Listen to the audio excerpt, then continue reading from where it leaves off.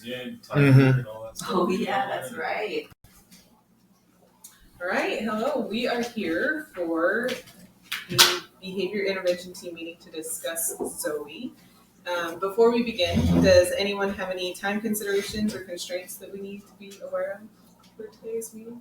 If we could be done in 45 minutes, it'd probably be best so I can head back to class. Okay, that's good to know. We'll keep an eye on the clock and make sure we get all your parts covered in a timely manner. Okay, thank you. Yeah, fantastic.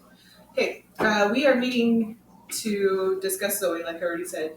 And I think most of us know each other, but just to cover that, why don't we do some introductions? We'll start with me. I'm Jenny. I'm the special education teacher and behavior specialist for the behavior intervention team. Luke, I am the classroom teacher for Zoe. And so I brought forth some of the concerns that we'll be talking about today. I'm Christina. I'm the foster parent. I'm Brad. I'm the school counselor. Fantastic. Good. Okay, we are having this meeting to discuss our findings concerning Zoe and her behavior at school. Her latest outburst led to some office referrals and her referral to the behavior intervention team. So why don't we start with her teacher presenting his concerns to everyone here at this meeting. So first of all, Zoe's a great student. When she wants to learn and she's ready to participate, she's doing great. And I don't have any concerns there with how she's learning. But there have been a couple times where I've made requests of her that are typical of any of the other students to follow our classroom rules and to get our work done, where she's had some tantrums. She's been screaming at me. There seems to be some anger issues. It's mostly been with me, but there's a couple instances where she's gotten into an altercation with some of the other students. About 1 to 2 incidents that she's had with her peers. I can't figure out what is setting her off. If I could figure that out, I would have tried to change the environment by now to be something where she's not getting angry as much of the time, but I can't figure out what's different about what I'm teaching her than I am all the other students that's setting her off. So it's, the outbursts are one thing, and I certainly want her to be comfortable in this environment, but the amount of times that she's screamed and been defiant and non-compliant is starting to impede the learning of the other students in the room. It's just, if there are those times where she has a tantrum and I have to address that with her rather than continue on with the lesson. And so that's brought some of my concerns today.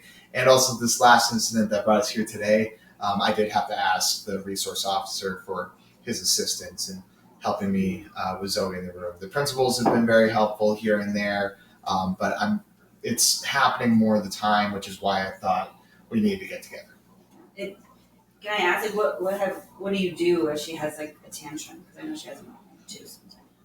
I tell her that that's not appropriate. I remind her of our school rules, and if that falls in line with those rules. But when she's that angry, I feel like I'm not getting through to her at all. And she'll scream. She might kind of throw her papers down. It'll start a little quieter at first, where we'll be doing an assignment. I ask her something specifically of what we're doing next, and she'll just throw all her papers onto the ground and kind of put her head down. And if she can't hear you. Kind of thing. Well, and then when I try to talk to her again, then she starts screaming at me. It gets worse, even if I try to give her a minute or two. But I have to get on with my lesson. I have to teach all the kids, and I can't be there to hold her hand all day long. Yeah, I'm so sorry. You don't have to apologize for it, but that's what I'm seeing. Yeah, and because her behavior is impeding the learning of others as well as herself, that is a concern, and it's a valid reason to bring her to the behavior intervention team. And speaking about being unaware of the causes, as you might remember, we sent home a permission slip to conduct a FBA or functional behavior analysis. Yep, I do remember that. Okay, great. That's to help us figure out the function. Why is she acting this way? And so to do that, to conduct the FUBA, we did intervention, we did observations, we did interviews, we interviewed Zoe, we interviewed Brad, we interviewed Luke, we interviewed as many people who interact with her as we could, and we observed her in class to see what kind of objective data we could get about her function of her behavior. And so we're going to discuss those findings. That's why we're here today, is to discuss those findings and to see what we can do in regards to those findings. Yeah. How long did you observe her in the classroom? Was it just like one day, or is it? No, we did 3 observations and they were 30 minutes each. Okay, great. Fantastic. That's a great question. Thank you. So based on the information that we did get through the observations and the interviews, and even with talking to Zoe, our conclusion about the function of her behavior outbursts is that she is escaping authority figures and people in situations that she views as threatening. So more simply put, she's just trying to escape any perceived threat. So when she feels threatened, she just wants to get out as quick as possible. So she just escalates as soon as she feels threatened. I gotta say, I don't know. I've sent her in the hall plenty of times. Do you think that's leading to this behavior more of the time? It might be reinforcing it because she knows that if she escalates quickly, you're just going to let her escape and let her go out and let her go be safe and take a break. So she might be using this unexpected behavior to get away from what she perceives as a threat. All right.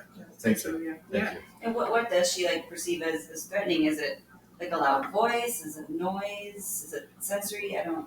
I'm not entirely sure. It's in what she sees as threatening to her and her safety or her sense of calm and sense of being okay. So it could be a loud voice. We do know that based on her history and her past, that she needs to overcome resistance to these authority figures because the caretakers she was dependent on earlier in life just weren't there for her, didn't do what she needed. They weren't reliable, and so she might be projecting these emotions that are intended for her mother or the other adults in her environment onto current authority figures. So she is bringing all of that emotion from growing up, that transference of her previous feelings and experiences from an abusive male in the household and an unreliable mother, neglect, and all of these things that made her feel threatened, unsure, abandoned, and generally unsafe in her situation are causing her to lash out today. So transference, like because she hasn't had great adult role models at home when she was growing up, she's taking that out on me because I'm trying to tell her what to do? Mm-hmm. Okay. Yep. On you, on any authority figure, pretty much. Okay. She hasn't really had anybody in her life, an adult authority figure, that she could feel safer and feel okay with and feel like she was going to be taken care of. Okay. So, That helps. Thank you. Yeah. And have you noticed this in any of her interactions outside of school? I feel like when she comes home, she feels pretty safe. I think in my house, she's been there a little bit, and she knows the flow of what we're doing. It might just be the routine. Just might be she's getting used to living with us and family. Used to being in a caring environment. I hope so. Yeah, I think that's why I'm not seeing a lot of this. I see it sometimes, but I think it's just when she's tired, hungry, those kinds of things. So that's why I was surprised it was so much at school. I think there's more people she's less familiar with as authority figures around the school. Yeah. But our plan of action, we're hopefully going to address some of these issues for Zoe. So for the beginning of our plan of action, our interventions are going to focus on behavior management more because we're less concerned about her access to the academic curriculum. She doesn't seem to be struggling academically, more just with self-managing of her behavior during the school day, especially during transition times. Transition.